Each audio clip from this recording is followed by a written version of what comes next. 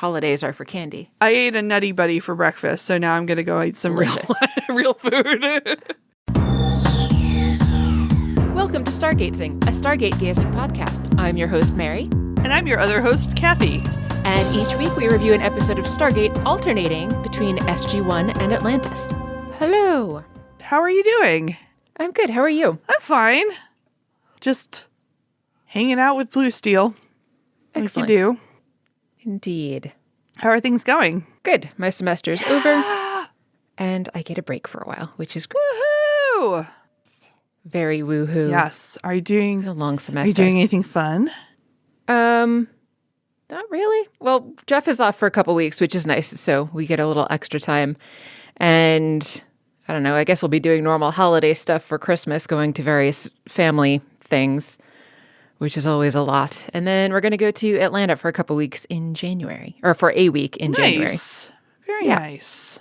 Indeed. Yes. Yeah. So that will be fun. It'll at least be a little bit warmer than here. So yeah. Looking forward to that. That's good. But you don't have extra time off, do you? No, I have the week between Christmas and New Year off, which is a lot more than a lot of people get. So I'm happy about it. Yes, that is good. Yeah, and I decided not to take extra days off this year because I'm just trying to preserve my vacation time for when I really need it. Fair. Makes sense. Yeah. Do you have holiday plans? Hanging out with my brother and his wife. Ooh. Yeah, my younger brother. I haven't heard from my older brother. I have no idea what he's doing. And then my cousin just invited me over for Christmas Day, and I'm like, I'll probably do that. Nice. Yeah, and then New Year's cheese. Excellent. Yes, we'll be there as well. Yay! I do love cheese and New Year's. Yeah. And then my exciting leisure time activity for this week will be visiting the public library of the city of Waterbury to look at microfilm because I'm a giant nerd. Yeah. Yeah. What are you looking at microfilm for? So, more ancestry stuff. There's one paper from Waterbury that's been digitized for the period that I'm interested in, which is like 1930s-ish. Mm-hmm. But there are two other papers of note from that time, and I'm just curious to know how some events were covered differently between the newspapers. Nice. So I thought I'd go be a giant dork and read microfilm. Excellent. Which, kids, for those of you who don't know what microfilm is, it's how...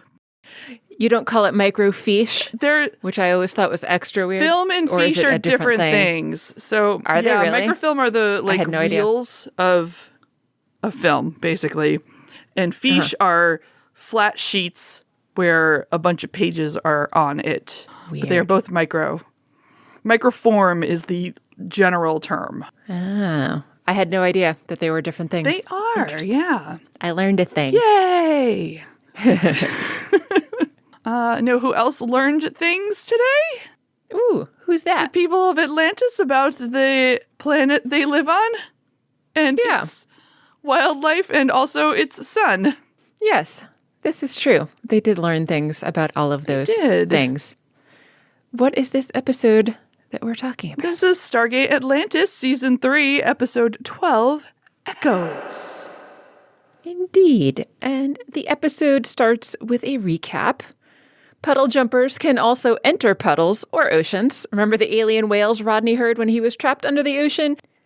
The one that attracted Zelenka and Shepard's attention so that they could rescue Rodney, and that we saw swimming overhead as they were getting Rodney from his puddle jumper to their puddle jumper? Yes, that. Yeah. That was pretty much it. Yes. Seemed completely random until we learned more about what's happening in this episode. Yes, because without that, I thought this was going in an entirely different direction for like the first half of it. We're like, oh, there are actually ghosts. But yeah. It seemed to be a ghost story, but then wasn't. I know. It was unexpected. Indeed. And we start in a puddle jumper. Shepard's flying Zelenka and Ronan around. He's shepherding them back. I saw what you did there. From the mainland, where Zelenka was running tests and Ronan was attempting to hunt, but he found Zelenka's testing to be incompatible with hunting because it was noisy. And he's grumpy about it. And he's never going to do it again. As they're heading back, Zelenka's like, oh no, where's Atlantis? I don't see it. It should be right there in front of us. But there is no Atlantis. It's just more ocean. Shepard wonders, is it cloaked? Zelenka says, no, we would have been told about that. So Ronan's like, we're lost? And Zelenka's like, wait, hold on, I found it. Don't worry, it's fine. We just need to adjust our heading by 40 degrees south. The navigation system is wrong. Very wrong. Indeed. Apparently. That's quite a large difference. He's not sure the reason, though. He says maybe fluctuations in the magnetosphere from sunspots, clock drift, which I don't know what that means. No idea. But it's okay. They've found Atlantis. Oh, relief. Whew. Ronan's been grumpy and sulky this whole time, so Shepard suggests maybe he do some meditation with Tayla.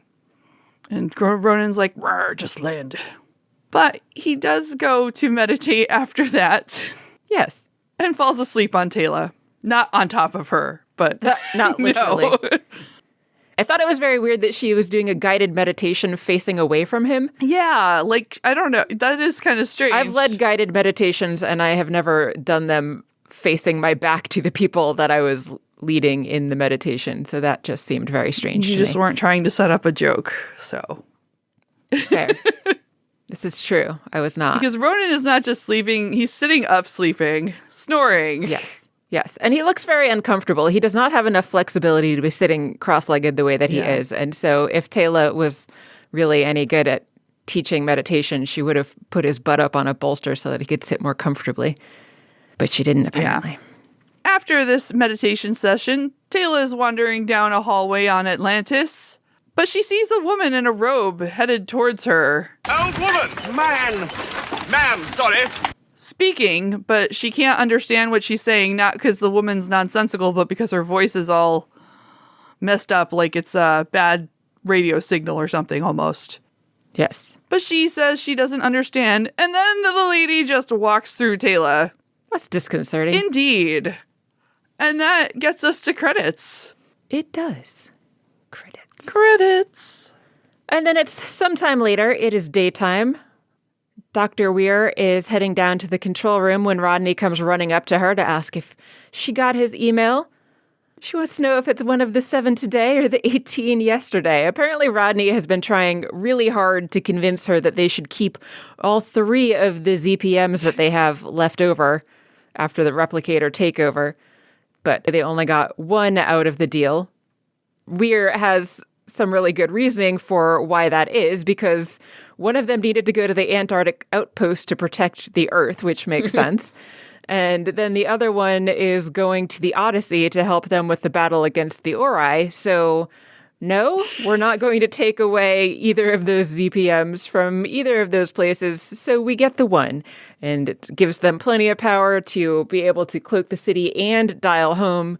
So it's replacing the one that was mostly depleted that they had before. Seems like a pretty good deal to her. Yep. Glass is half full, maybe? Rodney begrudgingly is like, well, maybe 1/3 full.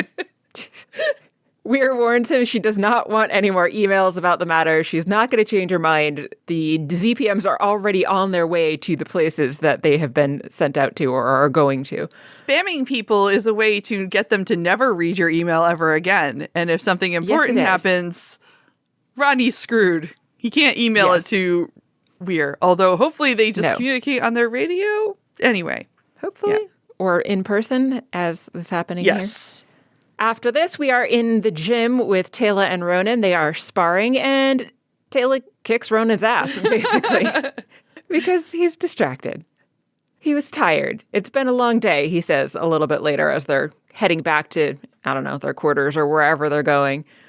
They start talking about the meditation session, and Tayla says, you don't care much for it. And Ronan says that he just couldn't ever sit still long enough for it, which is probably a sign that you actually do need to try more of it, Ronan. And in fact, that is actually exactly what Tayla says. She says, all the more reason for you to consider it. But then once again, she sees the same ancient person from the evening before. She's walking down the hallway towards Tayla. She's speaking in that distorted, incoherent way. Ronan doesn't see anything. According to him, it's just an empty hallway in front of him. Taylor this time moves out of the way so that the person does not walk right through her. And when that woman approaches a closed door, the door opens and a guy covered with hideous burns stumbles out of it, looking very terrible. Taylor is horrified. Yeah. And then all of a sudden, they're gone. And Ronan is very confused about why Taylor is looking so distraught. Yeah. Then we're somewhere outside on Atlantis. Rodney's staring out at the ocean with some binoculars. Shepard comes up upon him without Rodney noticing. And when he does notice Shepard, he's like, how long have you been standing there? Shepard says an hour. And Rodney's like, why didn't you say anything? Which was very silly. But he realizes that Shepard is joking and he just got there. Yes. Rodney's invited Shepard out there to have a look at something. He hands the binoculars to Shepard, who is like, oh, look, ocean. Neat. But Rodney says, wait.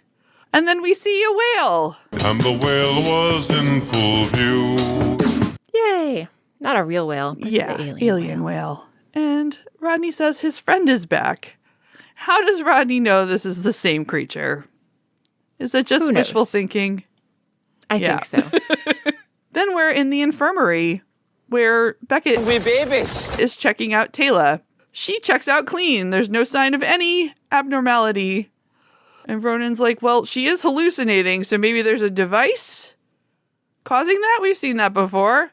But Beckett's like, no, even that would show up on my scans as something going on with her brain. He says there are no physiological reasons for Taylor to be having these hallucinations. And he doesn't know why she's seeing things. Taylor speculates that maybe she's seeing the ancestors who recently died.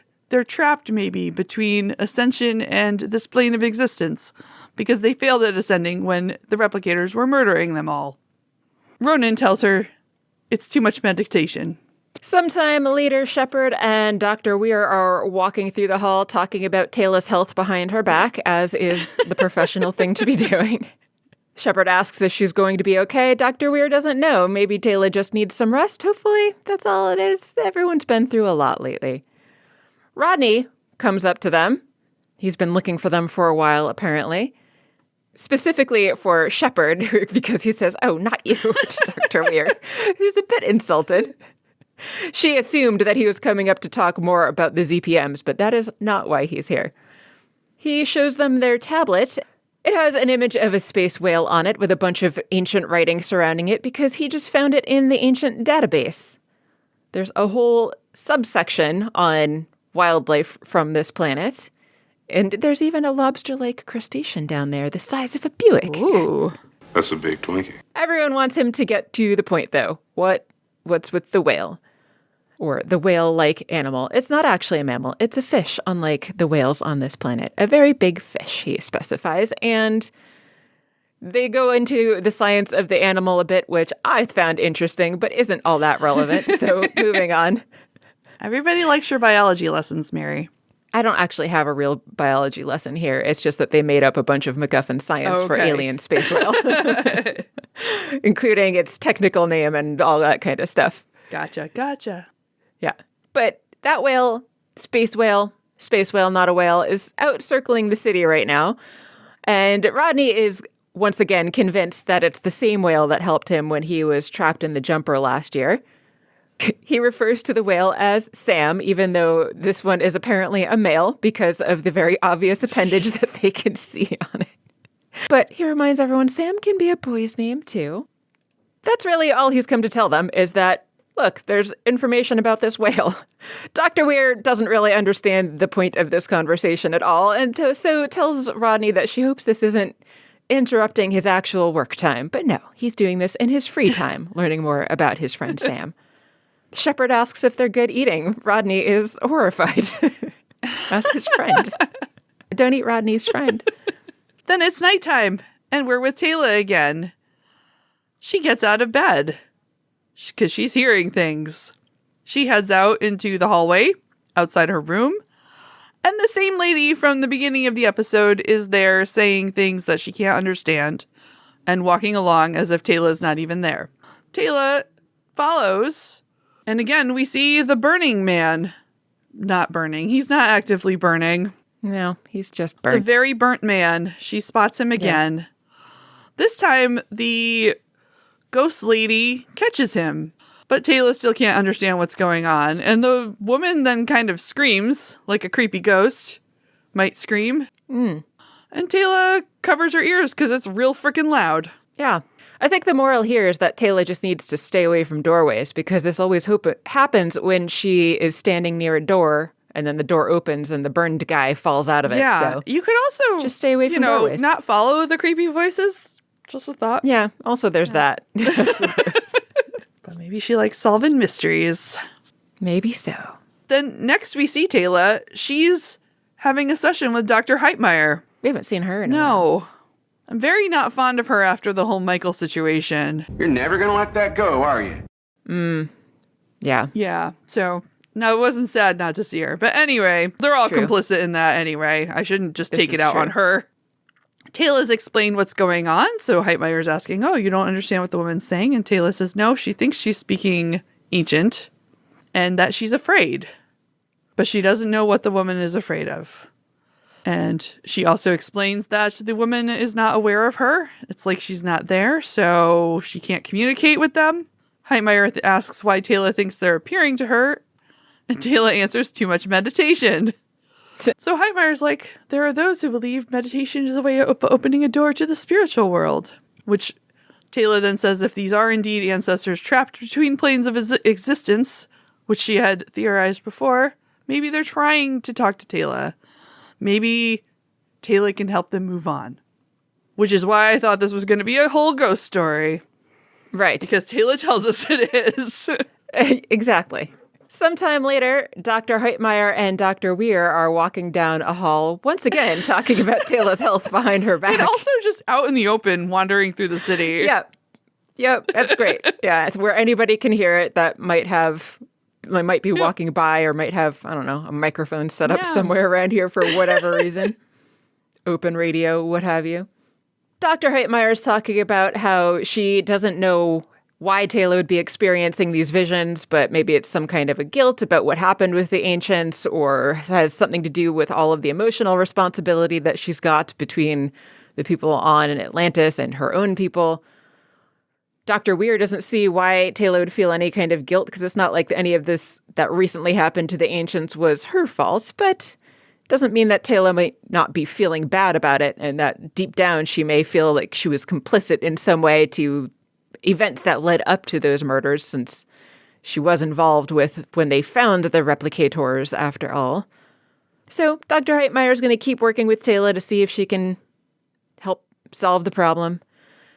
And also, Tayla's been suffering from some headaches, so Dr. Beckett, despite giving her a clean bill of health, is going to need to work with her on that.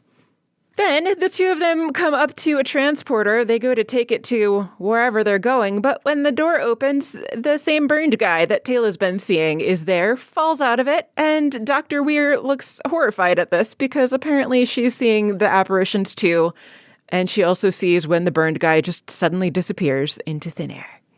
So it's not just Tayla. But as with before, Dr. Heitmeyer did not see anything similar to the way that Ronan saw nothing. Yep. Which she then later, after this, is talking to Tayla and Weir both about this. Oh, you're both seeing them. Why do you think that is? Like they're gonna know. Right. So weird. Weir's like, well, that's why we've come to you. Which also, I don't think a psychologist is the right answer here when two people are seeing things. Why not? Because maybe Dr. Beckett would have a better answer, or someone else. You would think Dr. Beckett should be involved because maybe, there's something going around that's making people see things. I mean, maybe mass hysteria is happening. I don't know.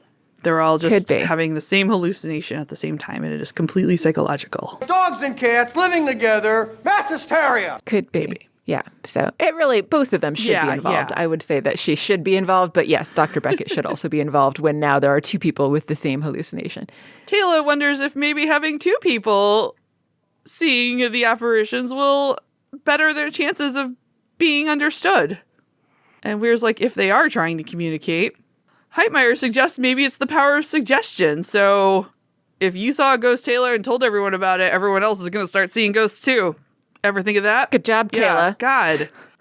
Messing with everyone's Stop heads. meditating. That's the moral of the story here for sure. She, like Beckett, said they've all been through a lot. So maybe get some rest? She asks Taylor about her headaches. Taylor says she's still got a headache. She asks, have you been able to sleep? And Taylor's like, no. So she's like, maybe get some sleep. Go see Dr. Beckett and have some help sleeping. Both of you probably should sleep. Go see Dr. Beckett and then sleep. Sleep is great. I love sleep. Yeah. Yeah. So presumably that's what they're going to do, but that's not what we see next. Next, we are in Rodney's lab. I guess he's still looking around at his whales. Shepard comes in, and Rodney is pleased to see him because Shepard's not going to believe this. He was watching Sam on the underwater scanner. Shepard asks him to stop calling him the whale that because he says it's creepy.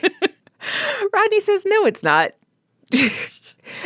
People are generally not going to find themselves creepy, even if many other people do. I was actually listening to a podcast, an Ologies podcast about this, about what is considered creepy. And the creepy specialist that was on there says that no, people that are creepy generally don't find themselves to be creepy because it is what they're exposed to every day. It is themselves. So, if people tell you you're being creepy, maybe trust them because they're taking it from a different perspective. Sort of like how bad people don't think they're bad people. But they're objectively bad people. Yeah. Bad leaders often don't think that they are terrible, terrible leaders. But here we are. Yeah. Anyway, Sam is now circling the city. So he's not just hanging out or passing by. He's been circling the city for quite a while. And Rodney's not really sure why. Shepard asks, well, did you feed him? No, of course, Rodney didn't feed him. And now he widens the scan and there are other space whales approaching the city. At least one of them, currently. Rodney says maybe it's the mother? I don't know why they assumed that it was the mother. I guess just because it was bigger than Sam, but maybe it's the father. Maybe it is an older sibling. Who knows? Yeah. Shepard says that guy's the size of a football field, and Rodney specifies a Canadian football field. I meant to check how different those were, and I didn't. I have no idea. No, I have no idea. So they're going to guess that Sam is actually a baby and that now there's a parent coming up. And they're going to go take a closer look. Google's AI says the Canadian football field is 110 yards long by 65 yards wide. Is that a lot? I can't remember how big an American football field is because I don't do football. I think it's 100, but I don't know for sure. Well, anyway, it's not important.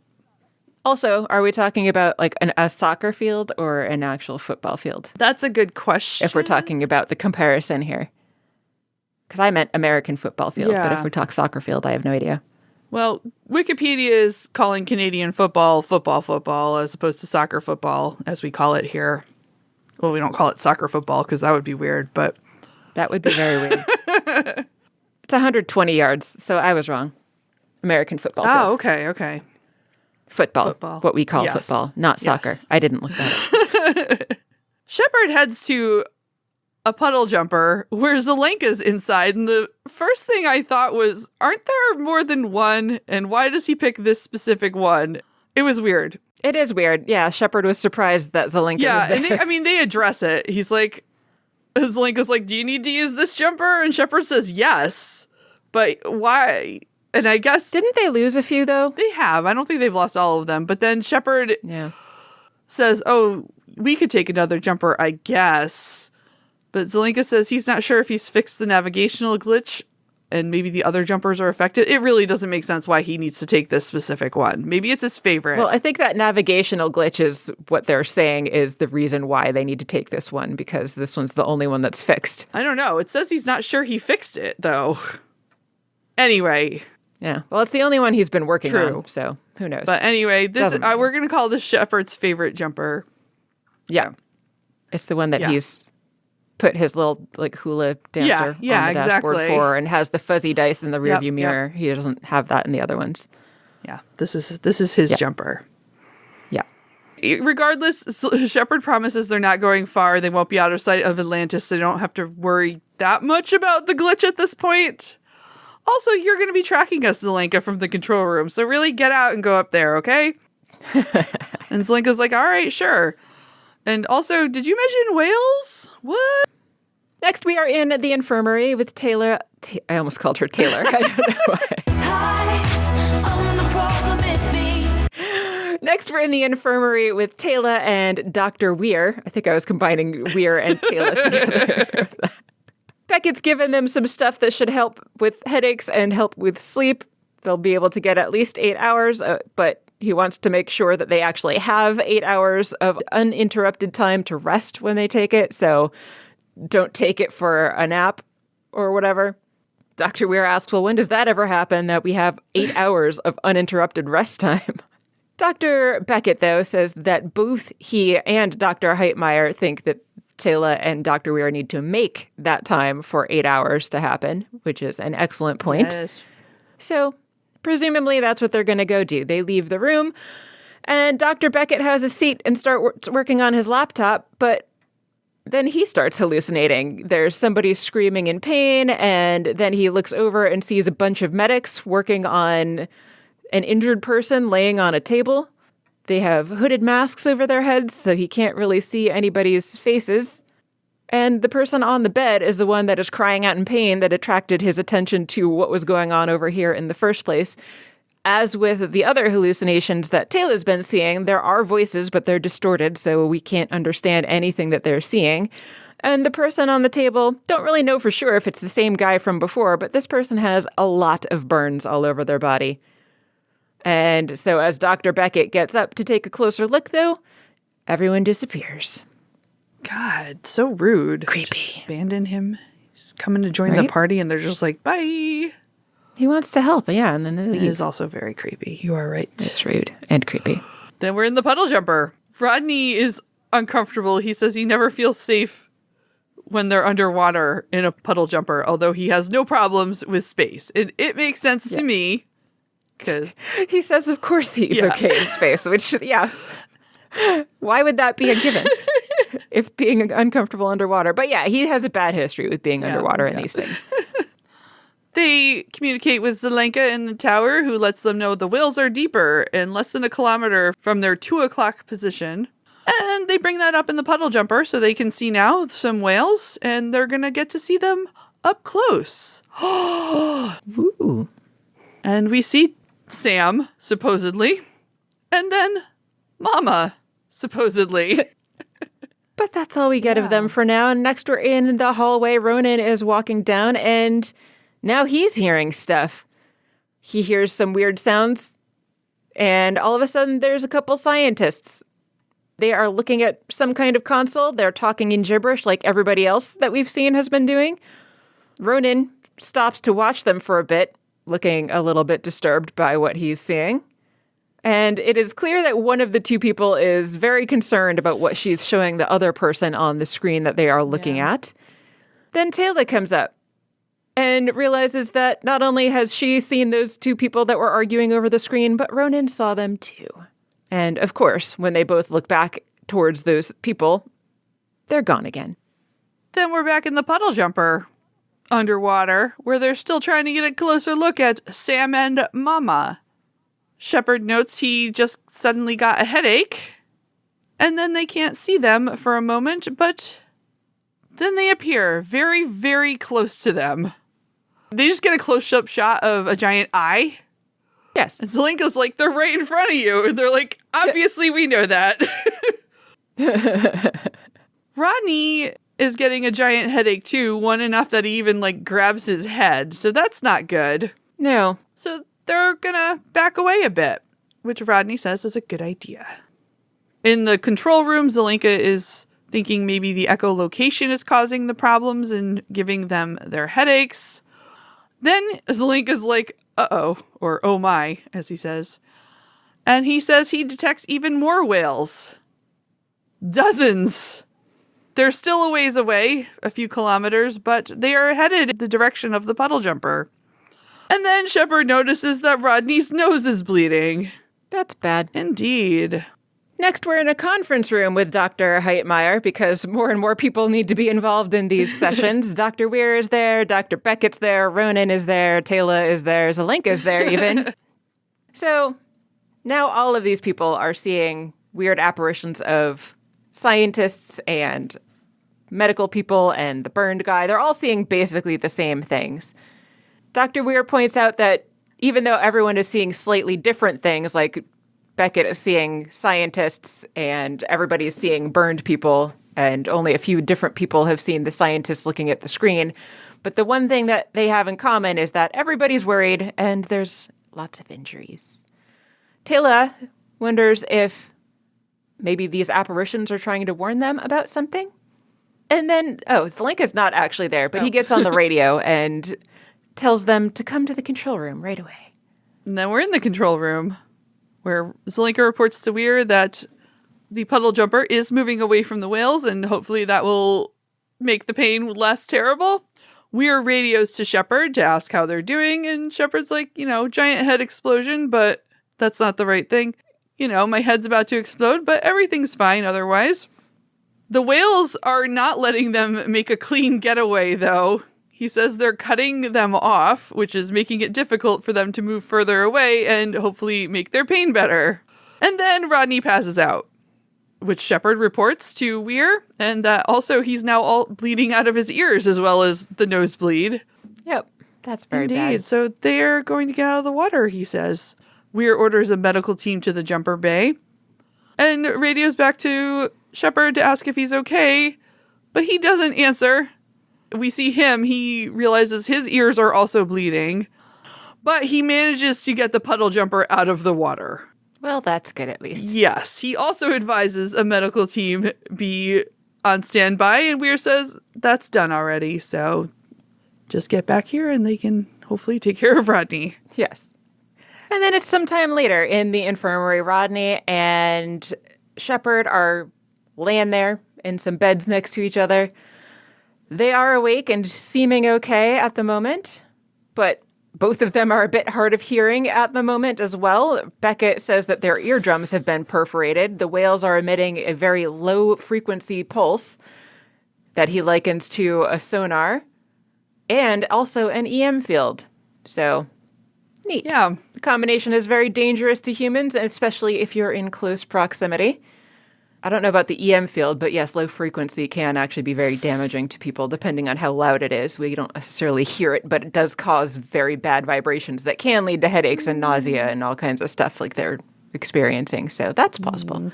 Sounds terrible. Yeah. So it's the whales that are causing all of these issues. The headaches, the bleeding ears, the hallucinations likely. All of that. Rodney shouts to everybody after Zelenka has already said that, it's the whales! Beckett says their hearing should heal fairly soon. Yes, perforated eardrums can heal eventually, as long as they're not too severe. Rodney also goes on to repeat everything that Zelenka had just told them about their echolocation. Admiral, there be whales here. I don't know that any creatures on Earth use low-frequency sound for echolocation.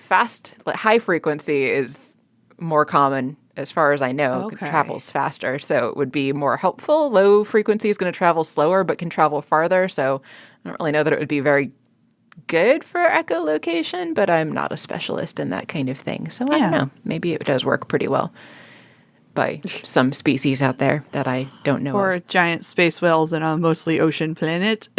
Maybe. Right. Yeah, exactly. Yeah. So Shepard and Rodney need to get some rest now and hopefully allow their ears some time to heal so that they can get their hearing back. Weir and Zelenka are then in the control room where we see a screen full of whales all headed towards Atlantis. It's a lot of whales. It's a lot of whales. Zelenka says the closer they get to the city, the more it's going to affect the people on Atlantis, even above the waterline. And Taylor's like, we're already affected. We're all seeing things. And also, we have headaches. The weird thing about low infrasound is that it supposedly makes the fluid in your eyes vibrate, which is why they potentially think that it could cause hallucinations, but that's not like hard science. We don't know for sure that it causes hallucinations as far as I'm aware, but but that is a hypothesis for how it could make hallucinations happen. And this is the moment they make the connection between the things they've been seeing and the whales. Taylor points out that she saw the first woman at the same time Rodney saw the first whale. Ghost whales. Sometime later, Dr. Weir is in the hallway working on a computer, as one does in the hallway rather than in your office or whatever. She hears distorted voices. She sees the same ancient woman that Taylor's been seeing walking towards her, looking concerned. Dr. Weir steps aside, and the person continues on and pays no attention to Dr. Weir. We don't see the burned guy falling out of the door this time. That's all we get is the person walking by. So nice to not see the bird guy. Yeah. Down in the infirmary, Rodney is sitting up and also trying to get some work. Shepard is still next to him, looking kind of bored. They're shouting back and forth to each other. Shepard really is shouting at Rodney. Rodney is not involved in the conversation. He's shouting to Rodney about the pain starting to go away. He thinks his hearing is getting better too. What about you? Rodney does not answer, continues working on his tablet. Shepard calls his name a couple times. Rodney continues not to answer. Shepard gives some kind of a joke about Canadian Football League being a joke. Celine Dion is overrated. Zelenka's smarter than you are. Rodney ignores all of this, but then all of a sudden says he found mention of a biolab in the database. So that's cool. The ancient scientists used it to study animal life, and they should go and check it out. So Shepard tells him, okay, Meredith. Still no reaction from Rodney about anything that Shepard is saying. Then we're still in the infirmary, but it's Weir and Beckett chatting now. They can hear one another, so that's good. Yes. Beckett is reporting to her that there are people with headaches and nosebleeds that's increasing.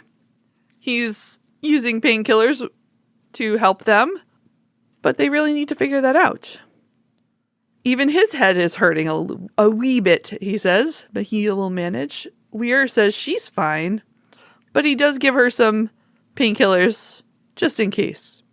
Then Shepard and Rodney are there, dressed, out of bed, and they're like, what are you guys doing? You should get back in bed. But they say, we're feeling a lot better. Beckett disagrees and tells them to go back to bed. However, Rodney insists they need to see this biolab. It's in an area of the city that had been flooded, but is not anymore. So now they can get there. And that is where ancient biologists were studying the animal life of specifically Atlantis planet. So maybe they can find something. And because Shepard and Rodney are the most important people on this show, they're going to go have a look instead of assigning any other scientists to it to do. Yeah. Makes perfect sense. Because there's probably no biologist on this base at all. Clearly not. No biologist to involve in this. Yep. It's got to be the engineer, physicist, and the military guy that isn't a scientist. Weir does give them the go-ahead, and in the meantime, she also gets a call that the Daedalus is here, and they'd like to beam some people down, but that's clearly not going to happen. No. Which Caldwell is informed no one will be allowed down there. Weir says things are going to get worse before they get better, and you should probably stay out there and wait this out. Caldwell's very displeased. Yes, as he often is. What do you mean? Yeah. No. In a hallway somewhere, Taylor is walking around and once again sees the ancient woman before her. But this time, the pain in Taylor's head is particularly intense. She's holding her head in pain as the person's approaching her. And the woman's voice is significantly higher pitched than it had been before. And it seems louder as well. Taylor says that she's sorry. She doesn't understand. The woman keeps walking as Taylor is standing there in agony. Once again, the person goes to a door, and when she goes through the door, there's a bunch of scientists working behind it at a console, talking urgently, so it's pretty similar to other things that we've seen. And then Taylor basically collapses because the pains become unbearable. Her nose is bleeding, and another door opens. We see the same burned guy stumbling out yet again, but also then suddenly there's Ronan. And he reaches for Taylor and says he's going to get her to the infirmary. Shepard and Rodney walk along and arrive at the lab. Boom. Exciting So scene. exciting. Then we are back with Caldwell, who has been conversing with the folks on Atlantis about the situation. He asks if they put up the shield. Weir says yes, but it only extends so far, and the whale signal penetrates it anyway. That's not great. Great. New.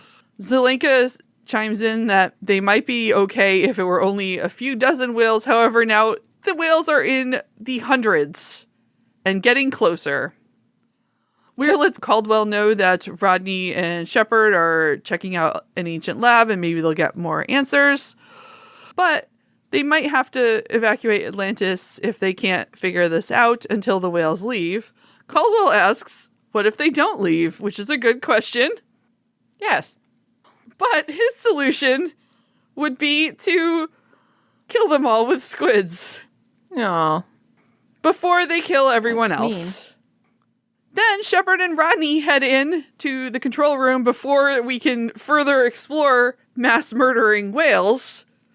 Rodney tells them the whales are not actually there to kill them. It's the opposite. They are trying to help them. And he says, we all got to go to the lab to see what's going on. So come with me. Then they are in the lab. Rodney tells everybody that they've got this thing set up that's acting like a receiver. Apparently, the ancients had figured out a way to communicate with the whales. They were trying to study and learn about their songs. And they were also working on assigning different frequencies to different emotions and moods. Shepard calls it tree-huggy stuff. Turns out, though, that the ghosts that they've been seeing are not ghosts. They are image projections. So the whales have actually been creating these projections, trying to warn everybody in the city, as far as he can tell anyway. Hopefully, this receiver that they've found can interpret exactly what the whales are saying a little bit more specifically than the weird ghost images have worked. So they go ahead and try to get the machine to work, but Shepard says that the machine seems to be freaking out, so that's not good.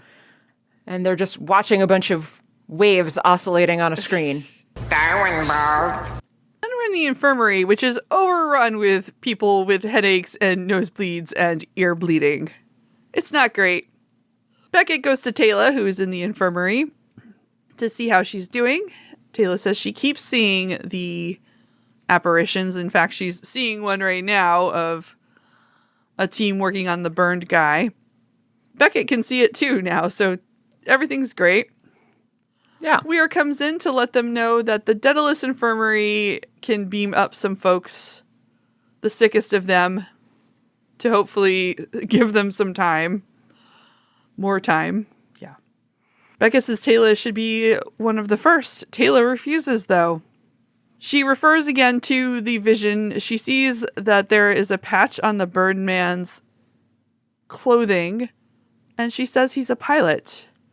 An ancient pilot. And then Beckett's nose starts bleeding, too. Great. Yeah. So things are going well. Yeah. Back down in the bio lab, Dr. Weir comes in. Rodney and Shepard are still there trying to get the thing working, the machine that was freaking out before. Shepard doesn't know how things are going and says that Rodney is taking longer than he usually takes to fix stuff. Rodney can hear him now, though, and is insulted by that. But it seems maybe they did get it working, so he says they're going to have a listen. We can hear some distorted voices, still kind of mostly unintelligible. Shepard asks who it is that is speaking, and Weir recognizes the voice as the ancient woman that she was hearing before. She's sure that it's the same voice, even though it was too distorted before to be able to tell what she was saying. Shepard asks if she's speaking ancient, but Dr. Weir says it sounds a little bit similar, but she doesn't actually recognize any of the words, even though she does know some ancient. Rodney says it's because it's gibberish. The whales are trying to mimic the sounds that humans made, but since they don't actually understand the human language, they cannot emulate it as well, obviously, as if it was an actual ghost speaking. So they're just doing their best to make noises that sound similar to words people were saying before, but it's not quite going that well.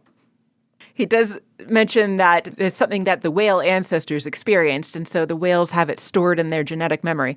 That's not really a thing, although it is actually becoming acknowledged that some trauma can get passed on, but it's not genetic memory. It's more of a methylation thing, but like little methyl groups that are attached to DNA. I mean, yeah. But In the Stargate universe, though, we have a whole species that literally remembers everything that ever happened in the history of their whole race. So this is true. Yes. I guess we'll give them a pass on that. So, long story short, they think that these are essentially reruns of something that happened in the city before, even though they can't understand exactly what is happening. Is this something to do with the war on the Wraith? That's what Rodney's assumption is when Dr. Weir asks that. And Dr. Weir asks if the whales are trying to warn them that it could happen again, but Shepard doesn't really seem too convinced about that. They've seen the Wraith attack before. There's kind of always the threat that the Wraith might attack, so why would the whales be here telling them that right now? It would be kind of pointless. So probably it's something else. Apparently, the ancients were aware that the whales were not good at mimicking their speech, and so they actually created an acoustic language filter. Oh, how convenient! Into this receiver that is not quite functioning just yet. Rodney goes ahead and turns that on. We still hear what sounds like gibberish, so Shepard guesses that no, Rodney was not able to fix it. He makes a couple adjustments, and then all of a sudden, Dr. Weir's face lights up a bit with recognition. She asks Rodney to replay the same section that was just playing, and it is ancient. She can't make out everything that they're saying, but she's making out at least a few words. There's something about an attack or being overtaken.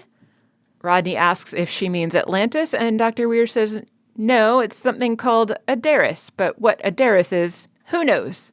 no one knows. Unknowable. End of episode. Yep. Everyone dies. Yep. Again, Atlantis just done. Yep.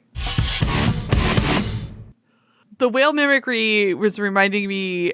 Did you go to any of the TMBG shows where they record Sapphire Bullets of Pure Love backwards and then reverse it? Yes. And it's like a weird version of it. It sort of reminded me of that.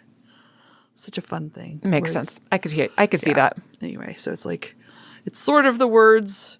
You can kind of know what's going on, but it's not like normal. Doesn't sound right. Then we're up in the control room.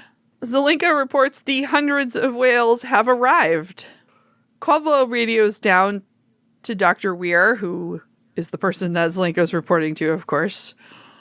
He tells them they've got the sick patients, but they're full up. They can't take any more people. Weir says it's not making much of a dent since more and more people are getting sick. Caldwell doesn't care about the potential communication of the whales about a situation. He's like, at some point, we're going to have to deal with them if they don't leave. We got squids. Weir says there are options besides killing them. She's sure. Shepard and Rodney run in then and tell her they figured it out. Rodney says he did most of the figuring. Shepard continues that Adaris is an Atlantis ship they found in the database, a science vessel. And 15,000 years ago, it had some trouble. The whole crew, except for the pilot, was killed. Weir is like the burned man. Taylor noticed he was an ancient pilot. And Shepard says it was the radiation from the sun that caused the burns. Rodney adds it's a coronal mass ejection. And such a big one, it dwarfs anything our sun has ever produced. The sun in this solar system goes through this sunspot cycle every 15,000 years or so. So good timing that they arrived at Atlantis just in time for another one. Woo! Yay. They have records going back showing this occurring twice before, so tens of thousands of years. The ship Adaris was very close to the sun when it happened, so obviously they took a bad hit and all died, except for the pilot, who got back in time to warn everyone that the sun was doing bad things and they should be prepared. The ancients at the time, obviously they had 3 ZPMs, so they could put up their shield, and also they were able to extend the range far enough to protect a large portion, Rodney says, of the planet from the blast, including whales under the ocean.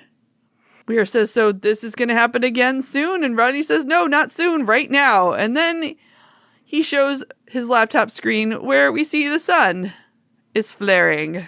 Generally, a solar flare or a coronal mass ejection would not be able to kill life on a planet that has an atmosphere and a magnetosphere. I know that they say it's stronger, but I'm still unconvinced. Okay. Unconvinced. Although it would damage people on a ship if they didn't have any kind of a shield on it. It Fair. would definitely be able to kill them if they're out in space. Down in the infirmary, Taylor is in bed and she's a little bit out of it. Ronan comes down to visit her and she says she's felt better when he asks how she's doing. And he tells her to just hang in there. She's going to be fine. Everything's going to be great. But Taylor turns her head to the side and closes her eyes. Ronan continues to try to reassure her that she's just got to hold on. She's got to be strong. She's got to hang around to teach him his meditation lessons. Taylor smiles at him and says that he's hopeless, and he says he knows. But then Taylor passes out altogether, and so Ronan calls the nurse over.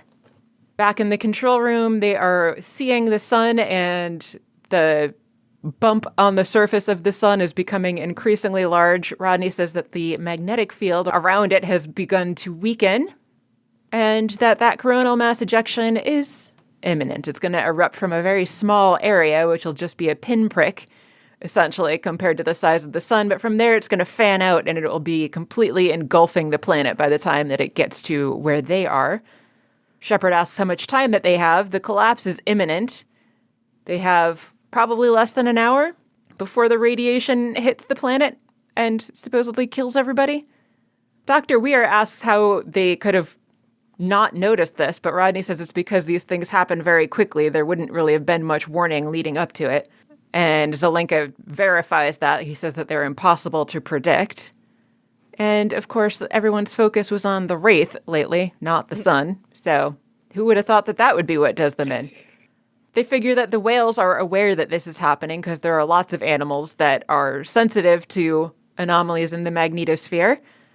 So the whales were trying to warn them, even though their own equipment wasn't really able to detect this or figure it out. Dr. Weir asks, well, can they just use their shield the same way that they did the last time and at least shield the city and as much of the planet as possible? Rodney says that would be possible if they had 3 ZPMs, but of course they don't, as we know from earlier in the episode. They've just got the 1. And there's no possible time to recall the other 2 from where they are currently in time to protect the planet from what is going on here. So they can cover maybe some of the city, maybe a little bit surrounding that, but not really too convincing. Shepard asks if they should evacuate just in case, but they can't gate to Earth because they need the ZPM to power the shields. So they can't do both at the same time, apparently. Shepard asks about that intergalactic bridge that they've made, but it's still not completely done. They don't have that midway station that they're working on building. And so they would need to ferry everybody jumper by jumper, and there's just not enough time to make that work either. So maybe an alpha site? But Rodney points out that it doesn't actually really matter even if they get people off of Atlantis, because this thing is going to destroy the entire ecosystem of the planet, and it's going to take hundreds of years to recover, which that makes no sense to me. If it destroyed the entire ecosystem of the planet, like literally killing everyone, it would not recover. It would certainly take more than just a few hundred years to recover, in that if it killed all life, it wouldn't recover unless life spontaneously occurs again somehow at some point. And then it would take millions of years to recover, billions even, but whatever. Because Rodney does specifically say no plant life, no breathable air, nothing, no life. So doesn't matter if they get people off the planet, because the planet will be useless. So they would need to get everybody off permanently, and Atlantis would be done for. Weir was bored of listening to Rodney go on about this, because then she passes out with bleeding ears. Shepard takes her down to the infirmary. We do see, while Beckett is tending to Weir in the background, that someone has in fact died in the infirmary from this situation. I looked up to see whether or not infrasound actually could kill somebody, and according to the internet, supposedly, if it was loud enough, it actually could. Okay. Well, that sucks. Yes. So while I'm skeptical of the coronal mass ejection being able to kill anybody, the infrasound, all right. yes. Yeah, so plausible. Shepard walks over to Ronan and Tayla to find out how Tayla's doing. Ronan says she's out of time. Shepard's like, we all are. Then he goes to leave. Ronan asks if he's got a plan, and he's like, yeah, of course I have a plan. Sure. Totally believable. Then we're back in the control room, where they are continuing to watch the whales huddle together under the city. Rodney is telling them they don't have enough power to save all these whales. They can maybe extend the shield 20 kilometers, but it will be very thin. We don't know if we can sustain it. And also it's probably going to kill everything anyway, because even if, given what they said about it, it doesn't matter. The whales are all going to die anyway, because the atmosphere will not be livable anymore. Right. Anyway, Shepard, though, radios to Caldwell and tells him he has a plan. So they're going to do a plan. Indeed. And then we see them wherever the ZPM is being kept, and Rodney takes it out of its little spot. He says it's not a good plan. Shepard says sure it is. So they're going back and forth a bit about the plan that we don't know exactly what it is yet. Rodney asks if he knows how close they're going to actually have to get to the sun. Shepard is aware of that because, again, Shepard is more of a genius than the show ever really goes into. So after Rodney has hit the button to make the ZPM rise up, Shepard actually is the one that takes it. Rodney says they're going to have to get suicidally close. They're going to be toast, but Shepard says it's really their only chance. And that's why they're taking the ZPM, because that's going to give the Daedalus's shields an extra boost. So Rodney here elaborates that apparently Shepard's plan is to get very, very close to the sun, close enough that the coronal mass ejection won't have dispersed yet, and to basically put themselves in the way and try to deflect that coronal mass ejection away from the planet. Shepard likens it to an umbrella. Rodney angrily draws a diagram to reiterate how close they would actually have to get to the sun in order for it to work, but it's really kind of the only chance that they have. So Shepard is aware of all of the dangers, but they have no other options as far as Shepard is concerned. Rodney once again reiterates about how close they're going to have to get to the sun, and Shepard once again reiterates that's, again, why we're taking the ZPM to strengthen the shields. Rodney asks if this was such a good plan, why didn't the Ancients do it? And Shepard points out that they were in the middle of a war. They might not have had a ship available that they could get out there, or even a ship capable of doing what they're going to try to do. And also they had 3 ZPMs, so they didn't need to worry about it. They were able to expand the shield, as they had mentioned before. But then Zelenka gets up on the radio and tells Rodney that the Prominence has begun collapsing, so they have no time left to argue about this. Shepard tells Colonel Caldwell that they're ready over the radio. So they get beamed up, presumably to the Daedalus. And then the Daedalus heads away from the city. From the planet, in fact, because they're not in the city. They're out orbiting. Yes. Anyway, we see Rodney working on integrating the ZPM with the Daedalus's systems. Shepard asks for an update. Rodney's like, it might look easy, but it's very complicated. More complicated than flipping a switch. Caldwell urges him to hurry up because they've arrived at the sun. And Rodney's like, already? And Caldwell says it wasn't that far. So we see a shot of outside of the Daedalus getting close to the sun. Caldwell lets Rodney know the shields are up and they do need that extra power like now because this sun's going to start shooting shit at them. Not literal shit. That would be very gross. That would be gross and a weird thing for a sun to do. Yes. Quite. While Rodney's working and continuing to tell them about how he just needs to do one more thing, he notices that the Prominence is fully collapsed and everyone should brace themselves. And then the sun does an explodey. It doesn't explode, but it shoots out. Yeah. It's ejection, coronal mass ejection, whatever yeah. It shoots its shit. I'm just going to keep saying that. But just in time, Rodney's got the ZPM going. Of course. Woo! The energy hits the Daedalus. So the Daedalus just sits there, deflecting. Thought it was weird that it only deflected in 2 dimensions, going on either side of the ship, to the right and the left specifically. Yeah. It should go around it in 3 dimensions if it really is like an umbrella. I would have thought so.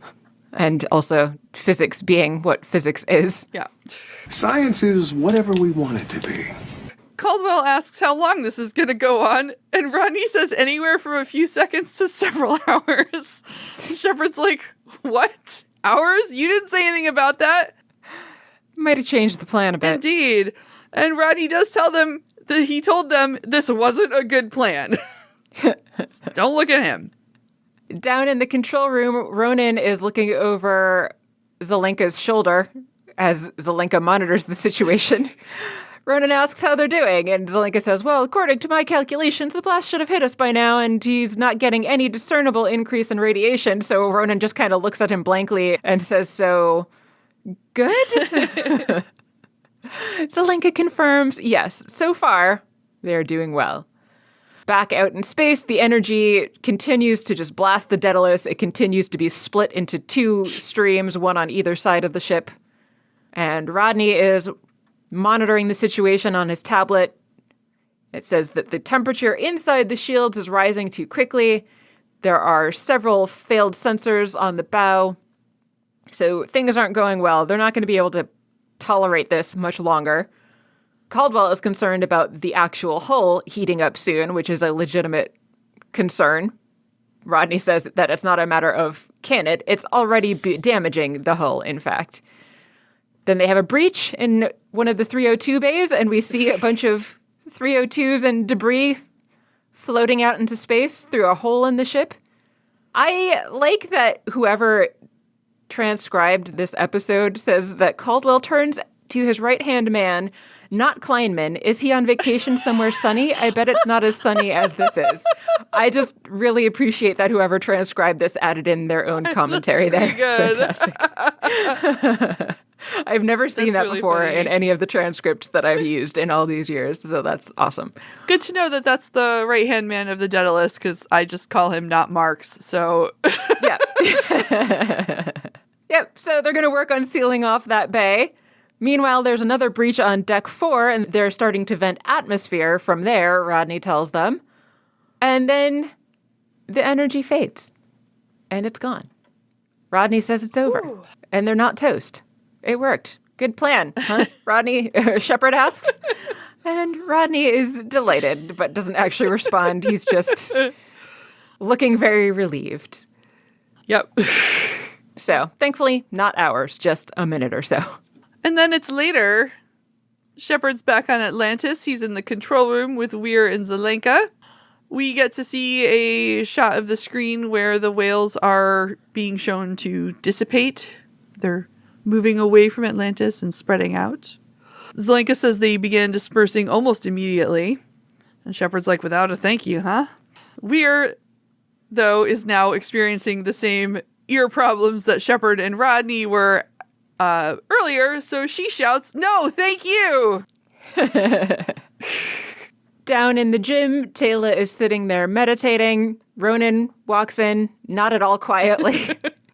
Sits down next to her, asks how she's feeling. She says that she's feeling a lot better. Ronan says that he walked all the way over here and didn't see a single ghost. Taylor agrees. She didn't either. So he asks if he can join.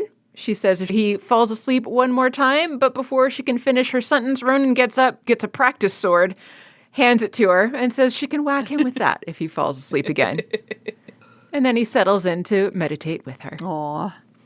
And then we're outside again with Shepard and Rodney. They're looking out in the ocean. Everything the light touches is our kingdom. Shepard tells Rodney they're gone, and Rodney says, no, look, Sam is there. Still. He likes to think Sam is saying goodbye. Shepard says, that makes sense. You both saved each other's lives, now you're even. Sure. Yeah. I'm sure that the space whale was keeping score. Yes. Shepard leaves Rodney there to enjoy his time communing with Sam before Sam leaves him. End of episode. End of episode. Did you like the episode? I did like the episode. Like I said earlier, I did think it was going in a different direction for most of it, which was clearly intentional based on Taylor being like, yes, it's ghosts. Ghosts. It's ghosts. Right. So I was kind of glad when it wasn't that, because I wasn't expecting it and I enjoyed that. It kept my attention through the whole thing. The beginning was, I feel like, properly creepy. And then, I don't know, I like space whales. So that was fun. And the whole, like, we can't hear and they're just going to shout things was funny. So I like that. And yeah, I don't know. It was a pretty solid episode, I thought. How about you? Yeah, I enjoyed it overall for most of the same reasons. I liked how it was a creepy ghost story for half of it, but then space whales were involved. As I mentioned, the science in some parts was a little bit dubious, but I don't know. Maybe if a coronal mass ejection of the strength that this sun is able to manage is plausible of killing people. I know our sun is not capable of doing anything like that with our atmosphere and magnetosphere, but who knows? Even though I did find that a bit implausible. And also, even though they protected half of the planet from the last one, if the one previous to that had killed all life 30,000 years ago, I did find it implausible that anything could have recovered that quickly so that they could have the diversity of life on that planet that they had, because the ancients wouldn't have been there for the one 30,000 years ago. But whatever, we'll ignore that bit of implausible science. So, enjoyable episode overall. And I actually like the fact, too, that it was Shepard's plan. Shepard's science-like plan that saved the day instead of it always being Rodney who saves the day with his plans. Yeah. So that was nice. That's true. Yeah. What's next? Next is SG-1 Season 10, Episode 13, The Road Not Taken. According to the booklet, an experiment goes wrong, leaving Lieutenant Colonel Carter trapped in a parallel reality where martial law has been enforced and Earth is under attack from the Ori. Meanwhile, over at TVDB, an experiment gone wrong pulls Samantha Carter into a parallel reality where she must save Earth from an Ori assault before she'll be allowed to return home. I like parallel world stories. I don't like martial law or the Ori. So we'll see how this goes. Agree. Could go either way. Anything else? I don't think so. Thank you so much for listening to Stargazing with Kathy and Mary. Our fully listener-supported program couldn't be done without you. Show your support by telling everyone you know how awesome this show is. Find us at stargazing.space. Reach us by email, stargazing@gmail.com. Find us on social media at Blue Sky.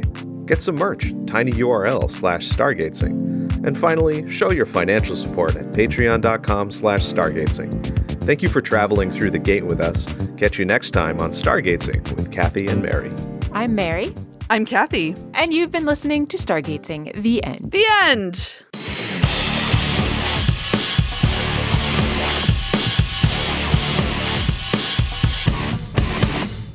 He's invited Shepard out. Shepard. Yes. Josh Shepard